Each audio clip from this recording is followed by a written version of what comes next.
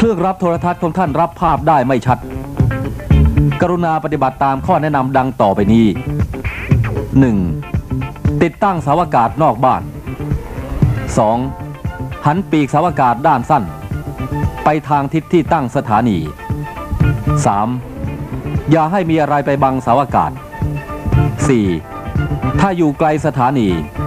ให้ใช้เสาอากาศที่มีอิเลเมนต์มากขึ้น 5. ถ้าไกลจากสถานีเกิน100กิโลเมตรเสาอากาศต้องสูงเกิน15เมตรและมีบูสเตอร์ช่วย